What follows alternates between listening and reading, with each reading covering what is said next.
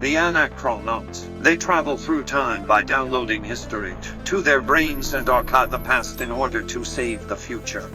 With their trusty brain download computer, the Epic Traversier, they randomly visit the past year after year. Join them as they embark on their next adventure. Prepare yourself for anachronology.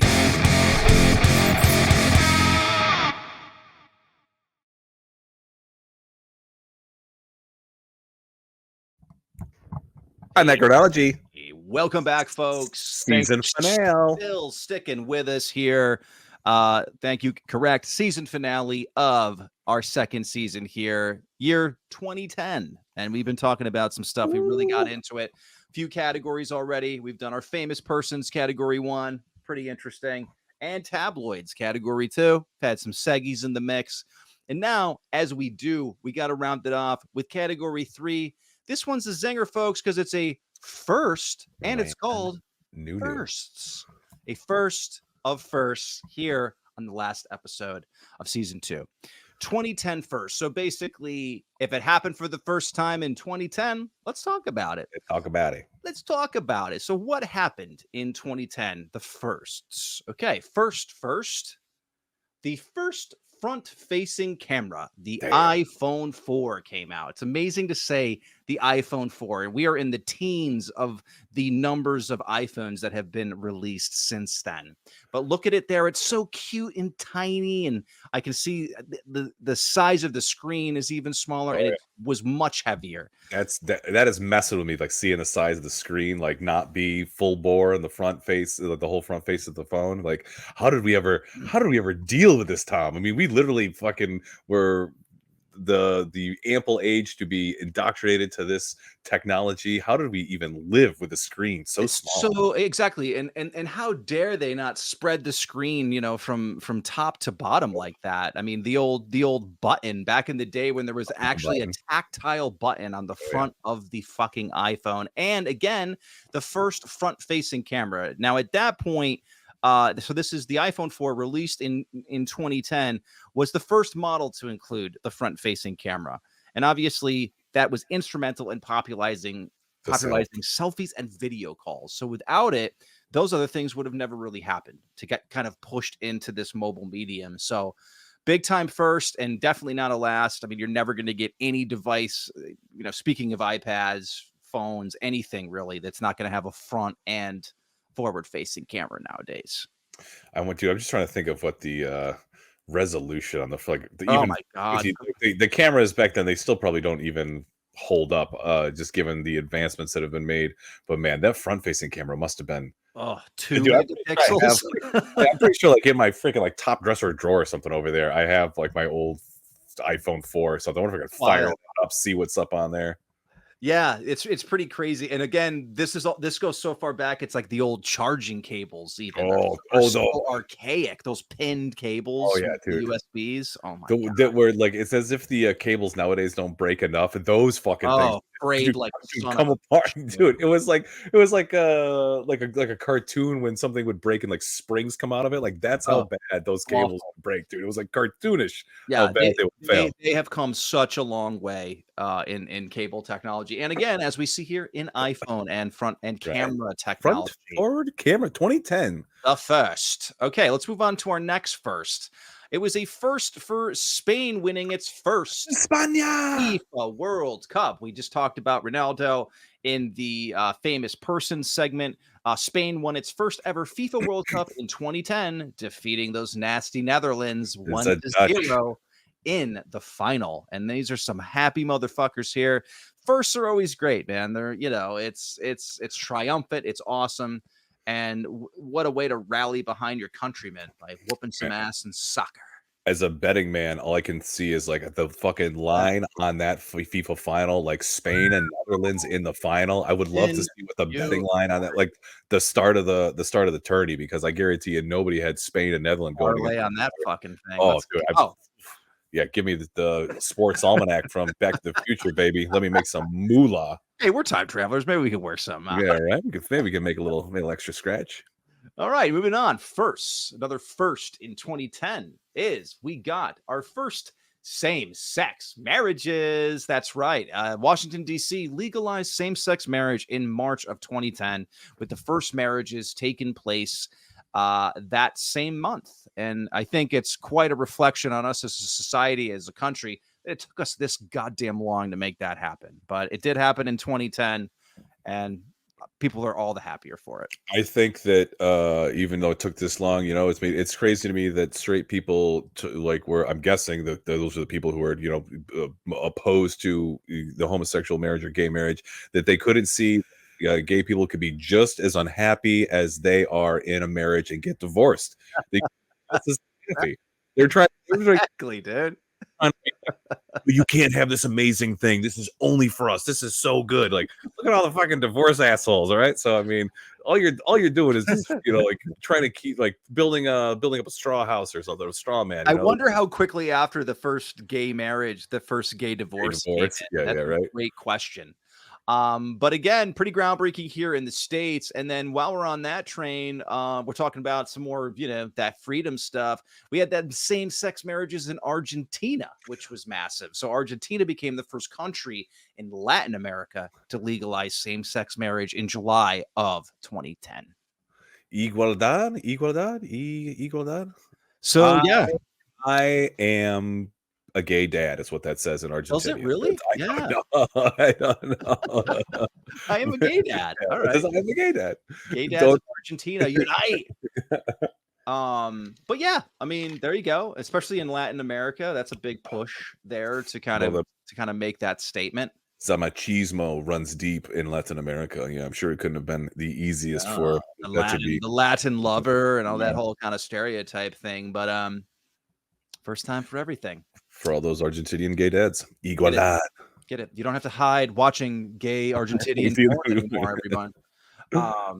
On your iPad. Yeah, on your front facing camera, with your front facing camera on your phone. 2010, baby. Bigger is better. Let's go on with more firsts. A first in 2010 was the first HD streaming of the Oscars broadcast. First ever. 2010 Academy Awards marked the first time the event was streamed live in HD, reflecting growing internet video trends. Dude, it's like taking for granted every time, every screen, computer screen, phone screen, iPad screen, whatever screen, it's all like in HD. Even things that are, broadcasts that we are watching a copy of, transcript of, whatever, that's still like on an HD screen. That's crazy to think that this was the first HD, like, that hasn't always existed since 2001. We haven't had fucking HD TV everywhere for 25 years. This is the first time something as it's think about celebrating. I'm just gonna say celebrating the medium that is film or cinema, and then it fucking it took 2010 to get these. It took till 2010, and then it's even other thing. Like just even I think of the first time. I'm not sure the date of it, but when The Simpsons went HD. Oh yeah, when you finally blow out that 4:3 container that we've all just known and grown up with, and even our generation has had to just get used to that.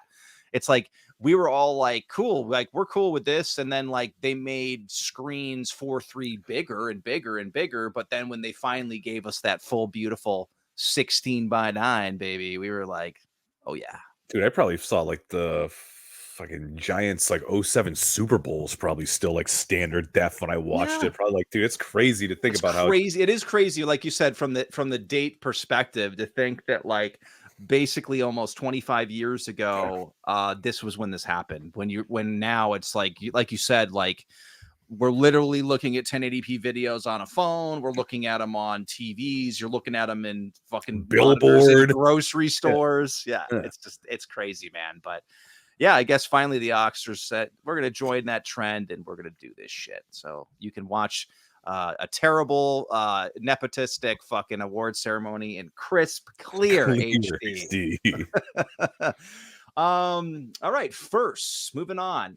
This is kind of wild, and I had heard of it back in the day, but AI producer pulling up this information learned a lot more about it, and it's kind of wild. But NASA's first human-like robot sent to space in 2010 was What? called Robonaut 2, the first human-like robot designed to work alongside astronauts aboard the Space Shuttle Discovery in November of 2010. And how the fuck did I miss this? Dude, I think there's a reason why we've never heard of Robonaut 2. Like something happened up there in space what I'm with saying. Robonaut. If you're And supposed to, kind of look at it, it kind of looks a little hacked together. It's got like a weird like Babylon 5 helmet and shit on. Like, yeah, and it definitely has like the materials that are being used. It has like inflatable arms going into like a toilet chassis for the chest, and like the most expensive part is this golden like Gundam suit headpiece they got going on. yeah, and like this obviously strong branding NASCAR relationship of NASA and GM emblazoned on it. There Let's was look at a video here. there was a problem with Robonaut 2. It was buried quickly thereafter. So here we go. Let's get a little bit more into Robonaut. This is an official NASA video. Robonaut break all of Isaac Asimov's robot laws of robot laws of robots consistent. are always nearby to help out when things too. get dangerous for our heroes. They hold off bad guys to allow an escape, act as a This reliable looks like fucking co-pilot, like a con or sometimes something. just Yeah. very Actually, this looks like around the universe. MegaCon in Orlando. NASA's own new Robonaut is not quite as advanced as that, but it's hoped he will add a helping hand for astronauts that just living can at the crush a International human Space hand. Station. Meet Robonaut 2, or just Oh, so it doesn't have R2, legs. an anthropomorphic robot destined to head to the International Space it's a Station torso. with the crew of Fuck. Shuttle Discovery during the STS-133 mission. Robonaut 2, he's going on crazy. The Robonaut project since about 2002 when I became full-time Show me it full-time working employee. and shit. He's Oh, there we It's go. always the Panels. trouble to get in their spacesuits and take the risk of going It can do outside. Before YMCA it and gets some to go other fun outside things. the station, though, there will be plenty of tests and Can do lots of three card work Monty. inside the station. Very good at three card Monty. The cup and balls. Familiar with that? Confirm R2 will work as intended. We'll make sure I gotta say that hand is looking ominous though. I mean, a robot hand that's just got no like untethering to it. That's gonna everything break every bone in your survive hand. launch. Just do the basic Yeah, checkouts, before make sure the fingers- before Robot 2 was cleared for working alongside robots, we've put our penises in the hands to make sure it wouldn't rip them off. Yeah, I guess that's it. I mean, like you said, it's kind of now that we're looking at it, not a very impressive outing for for a robot that NASA made. can Yeah, I was interface with those items, expecting as some well as sort of crew basically robot That may not astronaut. sound like much compared to the capabilities of fictional robots. Instead of bringing like food and supplies up to the space station, they were like, "We have Robonaut 2." Like, what the fuck? Where's the Tang? Where's the fucking fruit paste we could eat? It's like, no, we have Robonaut 2. Guys, it's great. He's gonna help you out. He was He's just always in the way, and he's always like He lifting was his arms so up, heavy. blocking us. even in zero gravity. He's so heavy. I bet the astronauts all like really fucking hated it. It doesn't do anything. I mean, look at the has arm. been our desire to have a robot that's It fully gave functional thumbs up. and Yeah, he does the very fawns. capable, yet balancing that with the safety and Yeah. I'm gonna So crash we it through gave the Couple sun. of moves. We gave it the Fonz, the YMCA. It'll do teacup. Also, we gave it that move. It'll again, even call me. All it's doing is doing like strange arm and hand movements. I guess if it helped out and it could hold something, or they could send it out in a perilous situation where it would hurt a human, just send this fucking thing out. Oh, let's send it out. It's got to film. It's got to fix a booster or something. So it gets all burned and fucked up. Robonaut 2 does none of those things. Robonaut 2 does, like you said, he does the teacup, he does the fonts, he does the call me. He doesn't get much else. It does the fucking the devil horns. The horns, he throws We're up all very deuces. proud. Yeah. We've He all worked hangs very 10. hard on this. And then okay. Well, I mean, look, I guess they're all really very, very happy with the robot they've made and are back patting. And I guess it's an interesting first. Robonaut 2 burned up upon re-entry. He was jettisoned from the space station. He was too heavy. We had to bail him to make weight to come back in. It was kind of an Apollo 13 situation. It was slinging us further out into space. We needed to jettison Robonaut 2. Okay, so an interesting first. Another first, keep them big science brains on. The first synthetic Synthetic? bacterial cell created. Scientists at the J. Craig Venter Institute created the first synthetic bacterial cell, making a significant breakthrough in biotechnology. Yeah. Remind me never to go anywhere near the J. Craig Ventnor fucking Institute. They're working up like some Last of Us shit.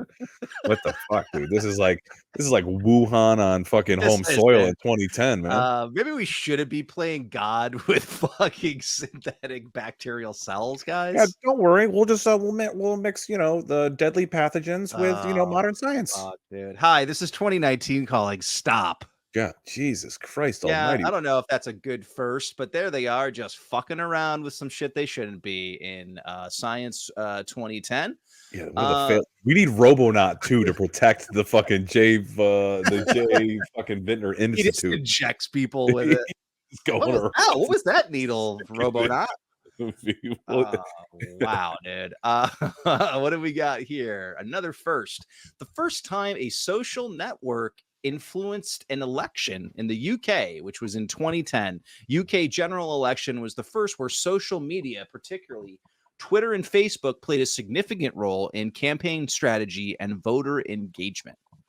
I mean, that's not really different from, I would say that we saw that heavily in the States with like the Obama presidency, but I think by 2010, though, like we're saying, you're getting the Instagrams, Twitter's kind of exploded at that point. So I think there's even more social media imprint and networking going on that, yeah, of course that was going to start taking a turn. It was always going to be a thing, a political tool. Russia. I run for Russia's fucking political subterfuge when it comes to undermining elections, both foreign and domestic. This could be powerful. We can make them vote using Facebook. Yeah, that's true. They probably are just looking at it going, "Oh yeah, this is perfect. This is pliable." People are stupid. Let us put it in their fucking face. Let's go. Let's make families fight each other on Facebook. Yes, dissension among the ranks. That's true. So maybe it was the first time for them getting some evil ideas for. No, go ahead and vote online. We will do nothing. It is impossible for us to interfere. Yeah, all elections are safe or fair and just. All right, first, this is an interesting one. Never heard of this one. The first solar-powered aircraft completes a 24-hour flight.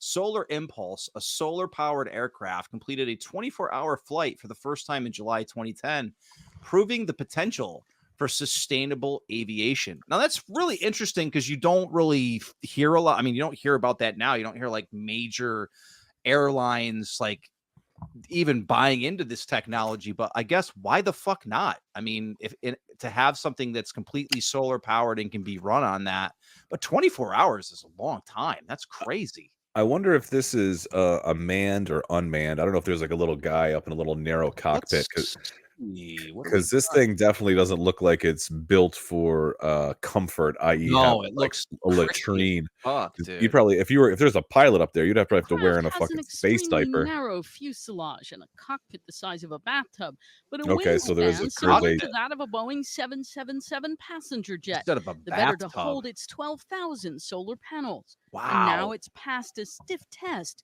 The Solar Impulse plane has completed its first round-the-clock flight, collecting enough energy from the sun during the day to fly all night. Damn. The team behind it doesn't see solar that's not a problem you want to fucking have. Running out of juice, literally. Oh shit, it's cloudy day. Okay, so yeah, it probably has some kind of propelled system that lets it collect solar energy throughout the day. Yeah, so it's got to be a battery, a battery storage system, and then the biggest thing I think here is the efficiency of the solar panel. So it's very possible, even though it's proof of concept, it's possible they could have used less solar panels to get like the same output. But then I believe that you're also running into the problem, like the reason why the wingspan is so big is you need to create the drag versus lift to get it up. So I don't know. It's like you can't do a lot of transport with this as it is. You know what I mean? Like the load on the aircraft of needing to keep it aloft. It needs to be as light as possible because it takes energy to keep something heavy from not falling out of the fucking air. So yeah, I think that must be that's like the part of the scenario they haven't cracked. It's like, how do we actually make it like good for moving things that aren't just one person sitting in a fucking bathtub? Yeah, exactly. And the fact that it has to be have such a huge imprint to be able to do that and be viable it doesn't make any fucking sense. But I guess it's yay to solar energy and showing that you can harness that and fly this spruce goose looking motherfucker for 24 hours. Giant ass balsa wood plane. First, baby, we got the first woman elected president of Brazil. Dilma Rousseff was elected as Brazil's first female president in October 2010, throwing up the peace sign. That's a big first. That's big for Brazil. I mean, yeah. Go to the matriarchy. I don't. I'm not very well versed, I guess, on leaders of foreign nations, let alone leaders of foreign nations in 2010. But shit, I mean, I know Brazil is in the United States, but I mean, we might be getting our first female presidente here in November. So with Brazil, way to beat us to the punch. 14, absolutely. Most have, but I mean, that's good. Way to go, Brazil! Girl power in Brazil. Famous first lady. Let's see. We also have the first country in 2010 to mandate paid paternity leave, and that country was not the United States. It was Denmark. Spain. Spain. I know. I wouldn't have guessed Spain either. I saw the flowers. Spain became the first country in 2010 to mandate paid paternity leave for new fathers as part of a broader family support initiative. Yeah, game on. Why the fuck not, dude? I mean, kids aren't easy to raise, and I think it just seems like it's the right thing to do, and more companies should embrace it. I mean, it's the big should in this country. Some do. I've heard of people that I know, a few friends who have worked for companies that gave them like paternity leave, and they, it wasn't a lot, but it was enough to stay home and support the wife and kind of get everything going, and it just makes sense. So more of this. As someone who does not have who's not the father of any children that I know of, this seems like just a win all around. It's like, oh hey, you guys are fucking need probably a couple days off, couple weeks off, whatever the leave is. It'll probably help in the long run, considering you've just dealt through 9 months of a pregnancy. Now you got to deal with the first weeks of having a newborn. So exactly, probably not having to worry about going into work for a little while probably makes your life a little easier once you be that much happier to like get back to it as well. Absolutely, I think so. But and I know I'm actually curious to, since 2010, if there were other like country mandated paid paternity leaves. If anybody else followed suit, that'd be interesting to know. But that's a big initiative to have it as an initiative in your country, to say that your dads can take time off to wipe your butts. Yeah, right. For a few months. But that's pretty badass. Another first in 2010 was the first time virtual goods were worth, and I quote, billions. And it says the virtual goods market, driven by online games like, as pictured, Farmville, was valued at over $1 billion for the first time in 2010. So, I mean, that's just the beginning. I would love to know, again, what's that nowadays with that kind of idea of virtual good markets that are like in every fucking kind of fucking, you name it, like cell phone game, iPad game, PC, online, community game. It's all about virtual goods, dude. If only I had the imagination, the know-how, and the drive to make a pay-to-play video mobile game, brother. I fucking swear to God. We'd be very in a different place right now. Dude, $1 billion would converge. $1 billion worth of fucking digital corn. Get the fuck out of here, man. Christ, man. And again, this was like, in 2010, like this is like the lamest of the lame, but this is like this model of Farmville just exploded and everybody got on it. So money, make that digital money in 2010. Give me that loot crate. Give me my Farmville loot crate. That's fucking nuts, man. First, we had the first artificially grown meat happen in 2010. Yeah, I'm not sold. It says scientists in the Netherlands created the first lab-grown meat, marking the beginning of advancements in sustainable food production. So, leading ways to Jesus, I don't even know. I mean, there's all like artificially grown meat. I haven't seen necessarily make the run, but obviously like plant-based meat is the big deal now. So that's like, the Whataburgers and things like that. But I haven't seen a company even nowadays come out and tote themselves as artificially grown. Yeah, I can't remember. I Yikes. feel like it was a prior episode where something along the lines of like plant-based meat or something came up, and it was. I remember seeing a news program where the scientists who worked in the fake meat plant, they were like, oh yeah, so it takes about, I don't know, a half a day to make this much, blah blah blah. And the person interviewing, they're like, oh, so do you eat this? And they're like, oh no, I will never eat this. Oh my God. Yeah, I wonder if it's this video that AI producer had. Let's see this one. This is about first company to grow meat. Hi, Congratulations. Uma Lady here from San Francisco. 1 year after making history with the world's first clean meatball, we are at it again. I'm proud to unveil the world's first ever poultry products that were grown from animal Where is cells this company without now? the full animal. Wow, grown from animals, some cells from animals. What the fuck, dude? Clean meat is delicious meat. Okay. Sustainably farmed from animal cells without slaughtering the Today, animals. we're unveiling 2 types of meat, chicken and duck. The world loves chicken. It's by far the most popular meat. Okay. Like, if I were in this situation, I would just very interestingly want to taste it versus like a real piece of chicken. You know what I'm saying? Like, what is it lacking? Can you is it just like faux texture? I think the texture has got to be a big part. That's it. Yeah, I'm gonna say you're right. That's probably the hardest part of it, right? Because if they're pulling something from like the genome or the cell of the animal in America and soon to be across the world. So we're excited to introduce Memphis Meats Chicken to the world. We've also made clean duck meat produced without the duck. Okay. All this without the animal is quite fascinating. But like, are these people going to be like, are they just paid to say, look at her fucking face? There's no way it's that. Yeah. There's no way you're creaming your panties eating that lady. Out of here. The environment and the animals. And most importantly, better for your favorite This recipe. pleases me in ways Today, my husband never taken could. She licked the Yeah, fucking. the director was like, lick the spoon. Just lick the spoon for me. Just no, do it. Just do it. This is like a really pro fucking laboratory meat video. Listen, But- artificial intelligence doesn't exist yet. Lick the spoon. Lick the spoon. Yeah, we'll fix it in post. Interesting. Okay, yeah, I agree, man. I'm not ready for that. I wasn't ready for that in 2010. I'm not ready for it now. So that's an interesting first that Pass for now. maybe hopefully is the last, that we're not going to keep moving in that direction, but a little strange.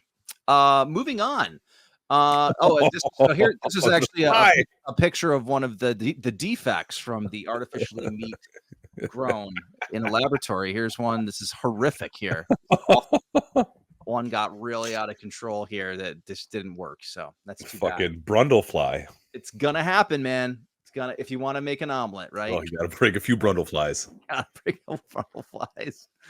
All right, what do we got next? Another first. Oh yeah, we've got the first commercially available 3D printer for homes. MakerBot introduced Thing-O-Matic, the first 3D printer for consumers, making 3D printing more accessible to the public. A cool first, because I think that people have really run with this. I think the people have found so many unique solutions to being able to do their own 3D printing, whether they're printing interesting little parts or pieces, or they get really niche with things. It's super cool, and I'm actually surprised it happened as late as 2010. I feel like it would have been something that would have been more popular early, but now it's very far advanced, and I'm sure these like at-home machines are even better than this kind of one. Brother, there is. I wonder what the I think probably the big, there's the coil at the bottom. There's like the feeding of the material at the bottom of it. I'll just say that's probably one of the biggest things that they had to overcome with this design. As I'm no fucking engineer, but there's so many different materials now that can be used in these at-home 3D printers.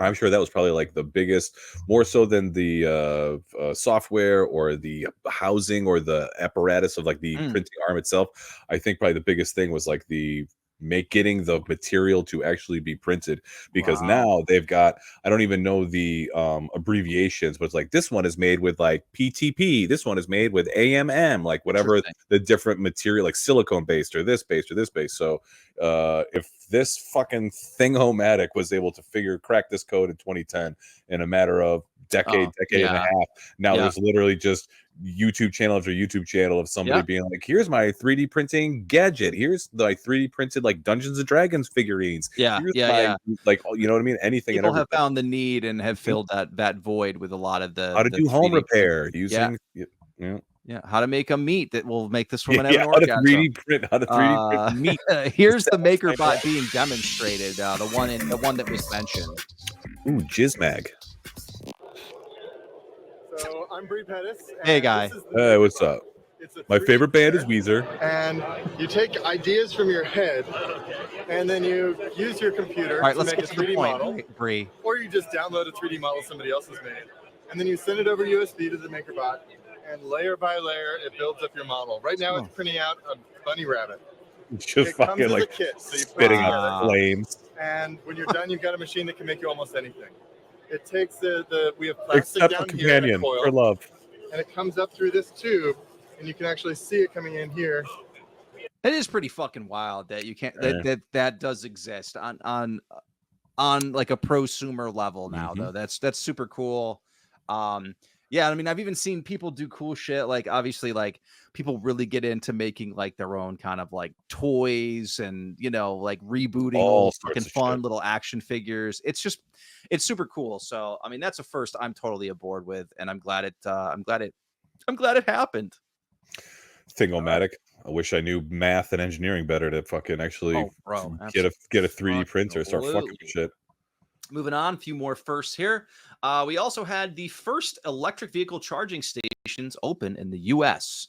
In 2010, the first public stations were installed in cities across the U.S., marking a step toward electric car infrastructure. I mean, you flash forward to nowadays. I mean, that's been the big push, right? Is you know, the newer infrastructure bills coming out. It's for sustainability and expansion of, you know, electric vehicle fleets, you know, and like that's just it. I mean, it's tough because I see them in big cities. Obviously, there's just like the funny thing. I always laugh, like there's a Target near my place, and I'm always like, look at these fucking yokel, you know, Teslas and all these electric cars. They're all just sitting there waiting for their minute to jump in. And then obviously you got to sit and kind of wait to charge. So it's you know, it's the price you pay to have the battery, but I feel like it's still very much even now a work in progress to get a more robust infrastructure around the country. Dude, I saw a thing just today where it was like, or people who drive electric vehicles actually,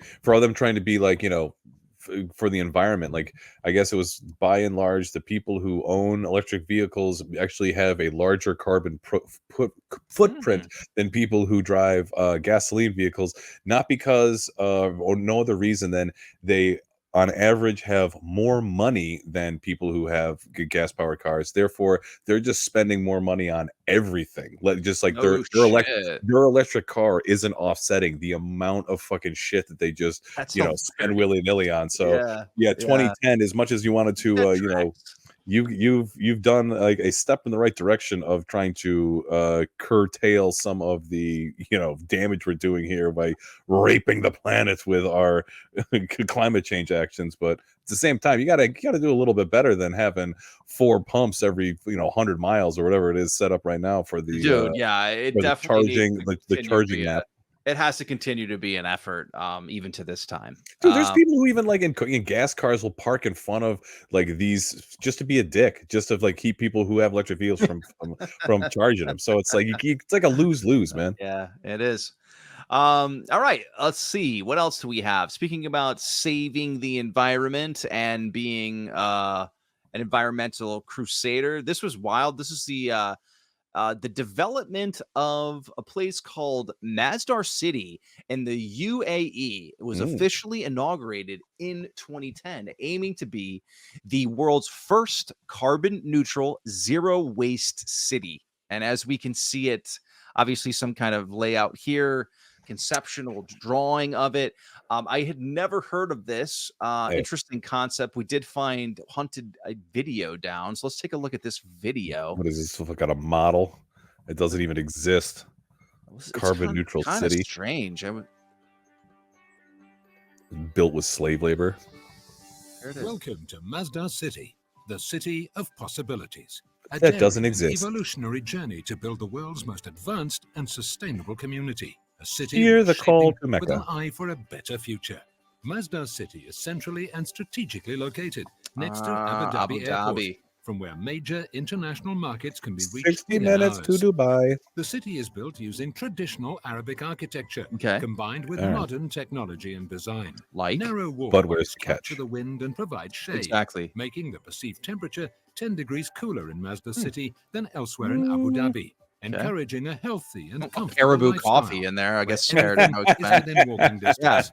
Okay, We know yeah, how to save yeah. Caribou. Is the mall going to save the environment too? Yeah. This is interesting. It's a The food buildings court are in a powered by city. clean energy, constructed using green buildings. This Starbucks is built out of fucking coral reef that we have repurposed here at Dubai City. Building materials and designed to reduce energy and water consumption by 40%.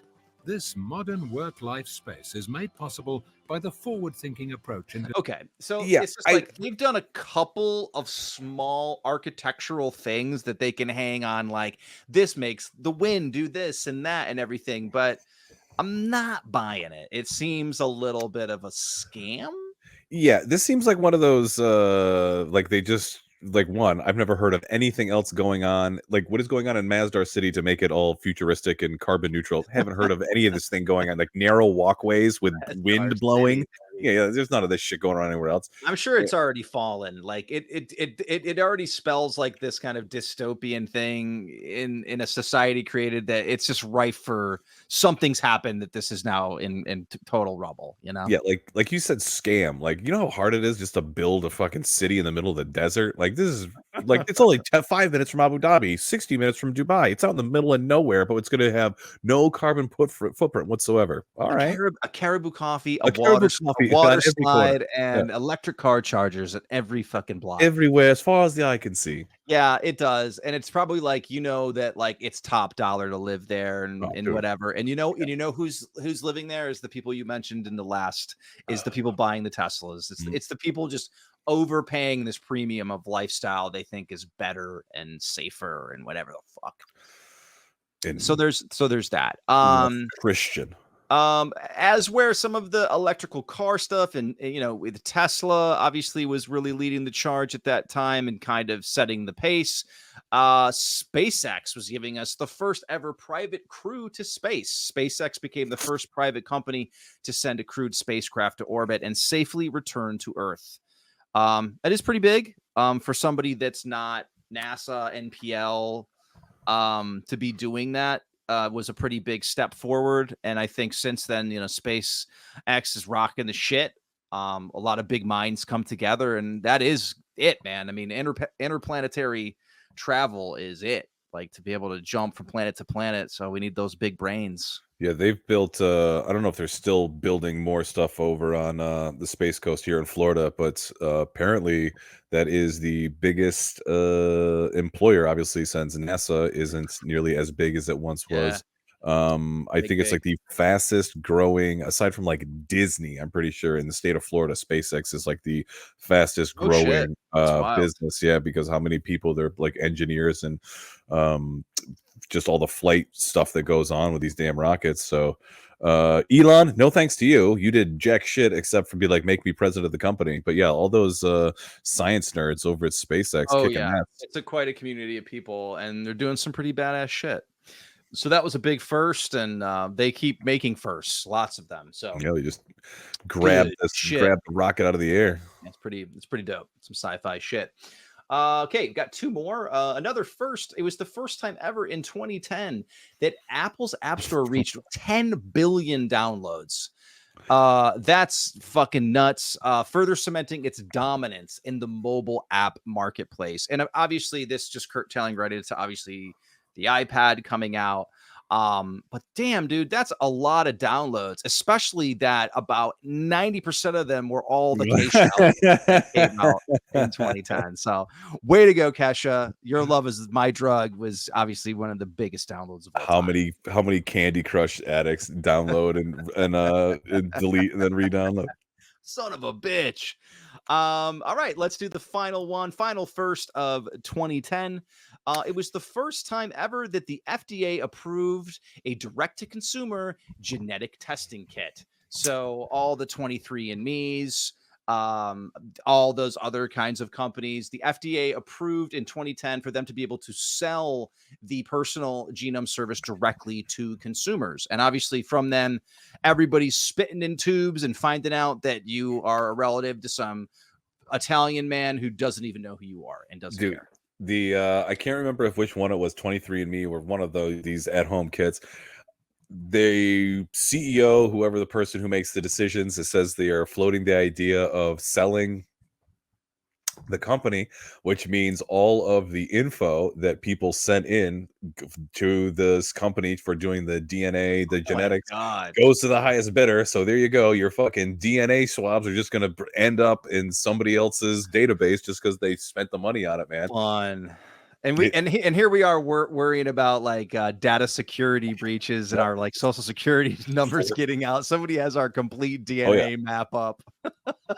The best thing that I think that has come of this is the rape kit stuff or like the murders, like the fact that they can actually track down some specific blood DNA that they get a ping from this person over here that narrows it down to this branch. Let's surveil this guy and like pick up his discarded cigarette butt. And oh yeah, he's a 99.99% match.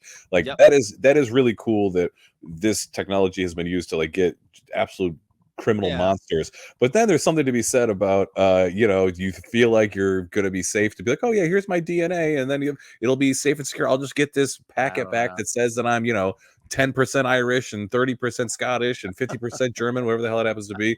And then instead it's like, oh yeah, all that info that you signed over to us. Yep. No, it's over here in China somewhere. It's in Russia somewhere. Yeah. I mean, back in the day, the only cool DNA test you could take is if you went on Maury Povich. And you are not the father. And so now everyone could do it. So what a wonderful first. Hey, and good fucking wrap up our our first use of firsts, a new category here in 2010.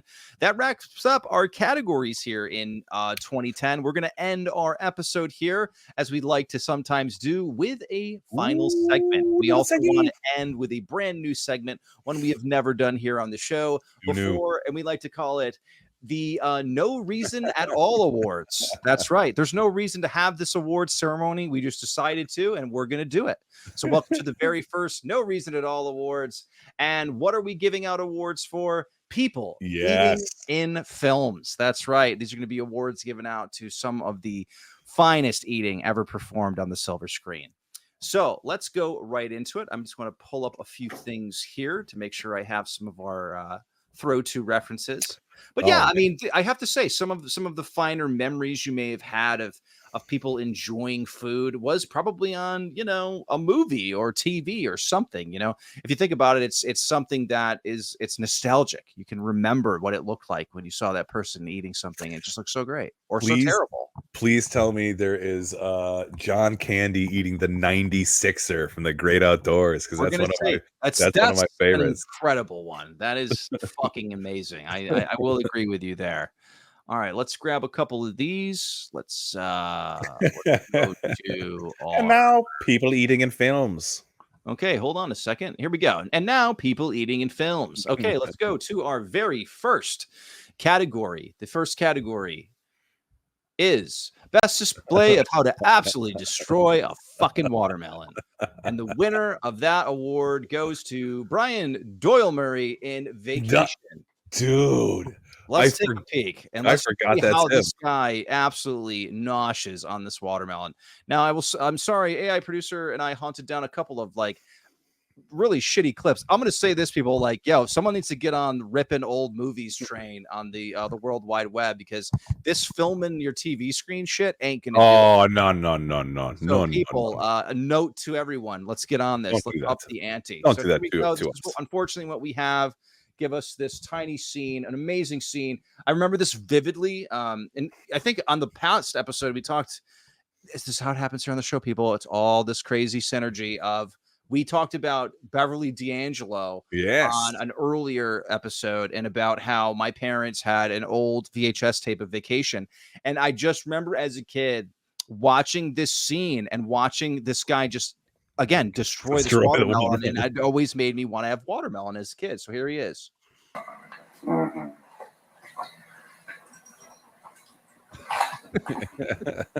Clark W. Griswold. You want my street? What do you need my address for? We like to send out a mailer. We like to send out a mailer. Delicious. So well done, Mr. Brian Doyle Murray. I also put it together, which kind of surprised me, is that, so he's in the first Vacation, right? And then Brian Doyle Murray is in Christmas Vacation. He plays the fucking boss. That's right. Yeah, that's right. He plays the boss, and he gives him the fudge sampler, whatever whatever the jelly stupid of the month gift- club jelly of the or month some club, shit. jelly of the month. Yeah. So interesting little, like, he was in the first Vacation and they brought him back for Christmas Vacation. Brian Doyle Works. Murray. Way to go. So that's good. That's our first category. Moving on to our How to second absolutely fucking just crush a watermelon. category, we have best possible choking hazard. Love it. All right. So that happens to people sometimes. This is another, I would deem this another classic film. One that I've watched many times. And I remember watching this as a kid and laughing. And to be honest with you, this is a true peril. This can happen to anybody. And it's John Candy choking on the popcorn in Summer Rental. This is an Great unsung candy film. Unsung Candy film. I don't think I have anything here. I apologize. I don't think we could find. Yeah, sorry, folks. You're gonna have to look that one up. That's a tough grab. Again, we're not getting it. Yeah, that's great like scene though. He's kind of talking shit to this amazing actor too. This gentleman here in the captain's hat, but he goes in. He kind of puffs his chest out. There's like a thing of popcorn at the bar, and he's trying to be tough. And he eats it, and then him and the other gentleman start choking on the popcorn, and it's fucking awesome. So. Sorry, we can't have that to display. I think this was his first starring role. I think Candy. I think that might be right. This was his first starring role. Yeah, unsung Candy film. Incredible movie, man. So fucking funny, man. Like, yeah, think of kind of like before the days of Airbnb, where you take the family on a vacation and you think it's all going to be life at the beach, but oh, it isn't. It's a hilarious 1980s. It's great. It's a fucking fun. It's a really great adventure. vehicle for John Candy. Yeah. And again, it will make you be cautious of eating popcorn. So check that out. What do we have next? Next, we have best playing with your food. And the winner for that is going to go to Marlon Brando in The Godfather. You all know the scene. Let's check it out. Yes, That's this right. is great. Yeah. With your food. Yeah. This is awesome. He scares the kid. I'll never forget the way the kid screams when he gets scared. I hope I don't die. There you go. Have a little wine in the middle of the afternoon. That's right. You got to pat that brow. Oh, yeah. Spray me insecticide. Spray it in my mouth. You're spilling it. There it is. Yeah, this is great. The way this kid cries.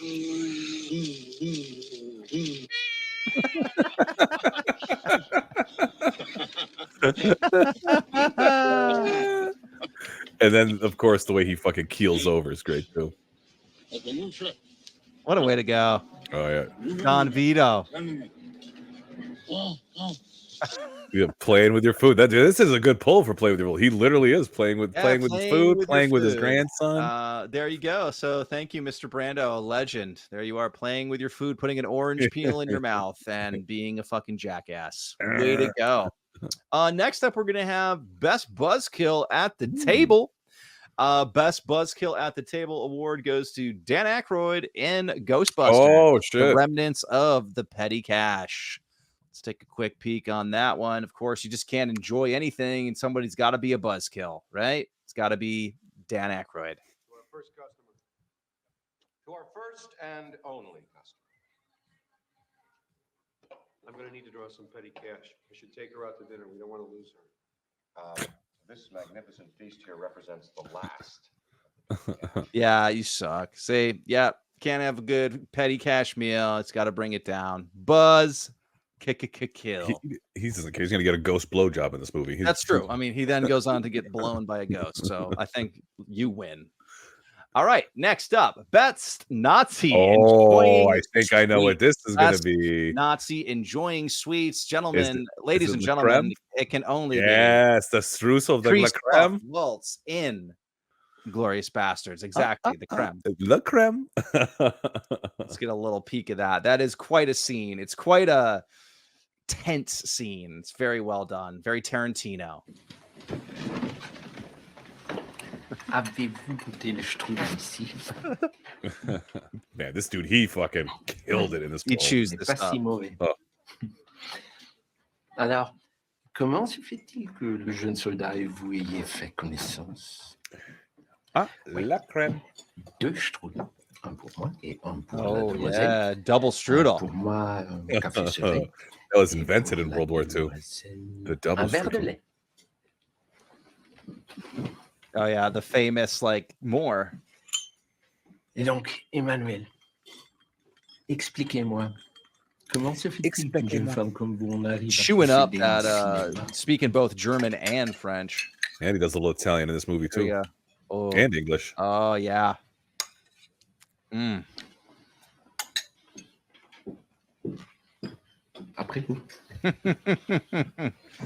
Après vous, baby. Them Nazis eating sweets. Nobody but Mr. Christoph Waltz could pull that off. So, way to go, my friend. Way to go. Yeah, he's so good in that movie. He's I remember seeing that and be like, who the hell is this guy? Like, he is so was good at that doing movie. Yeah, dude. Everybody. so good. Next, we have Best Trying Human Flesh for the First Time award. And Ooh. I don't know anybody it couldn't go to besides Mr. Ray Liotta eating good his call. own brain in Hannibal. Quite a Oh, good scene, call. especially for him. Yeah. What's the main course? Should never ask. Oh, yeah. Spoils the surprise. Spoils the surprise. Erase, why are you doing that? You should be arrested. Let's show him Get back to eating his bed. brains. Eat your brains, bro. There we go. I took this role because I wanted to eat my own brain. This little piece here, which is the part of the prefrontal lobe, which they say is the seat of good manners. Your profile at the border stations has 5 features. She was actually not a very good Clarice. Nah, yeah. Not a fan. I don't even know who the hell you could have got back then to take the mantle up from Jodie Foster. Is he gonna eat, or did I miss him eating? Eat your brain, Trade. bro. Here. Here's the I would really like some more. That smells great. That smells great. It's your brain, bro, and nobody can eat it better than fucking Ray Liotta. Well done, my friend.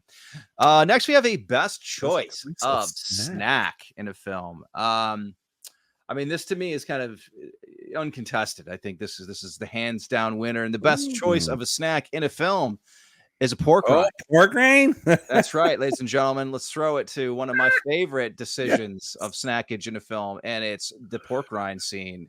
Very quick in TMNT, Teenage Mutant Ninja Turtles. Kitchen. Yeah. Pork rind. Pork rind. Perfect. Corey Feldman also rearing his head in this that's episode. right, The dude. voice Corey of Donatello. Feldman's getting the fucking love here. You know, man, every time I give him the Kitchen, opportunity, I try a pork yeah. rind. They never hit the spot for me, man. I try them No, every time. I'm not a fan. I'm not a fan. That's too I- bad. I- Not even I this always- film can turn me into a pork Yeah, rind. man, I try and give them a fair shake. Like, I'll try it this time. They never hit the spot for No, me. they just But don't, however, the People delivery, love 'em. the Love delivery of pork rind is so. You're definitely worthy of the award of best snack. Pork rind. Okay. Here we go. We got 2 more. We got pork rind. Best demand for seasoning. Oh, these are some good winners, man. Because I'm trying to like envision what this could be. Best demand for seasoning, and the winner goes to demand for a season. Kim Basinger. Oh shit! Can you pass? OG Batman? Can You know what? pass her the salt? I never actually ate dinner in here. That's right. Let's take a peek. This famous scene. Great. Yeah, this is. Oh, yeah, the cuts of them at the table. Let's go, bitch. You couldn't have cut it there. I said, "How's the soup?" Yeah. Man, Kim Basinger was a piece, dude. Oh, man. Was top notch. It's unfortunate she married Alec Baldwin. Yeah, right. 90s beauty.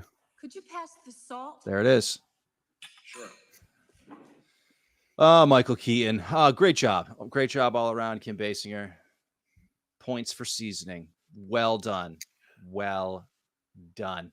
That should be. What do we have the here? steak. Well done. We have the best food letdown. Okay. Best food letdown goes to Bruce Willis and the Oh. Twinkie in Die Hard. John McClane and his famous Twinkie letdown in Die Hard. Now I know that's kind of a memorable scene he shares with Reginald Vell Johnson, if I'm correct. And again, another just terrible video. Internet, do better. Well, that's him. Dial stuff- My wife's 911 pregnant. on your telephone. Hold on. Tommy Plaza, everything here's okay. Oh shit! Where's the...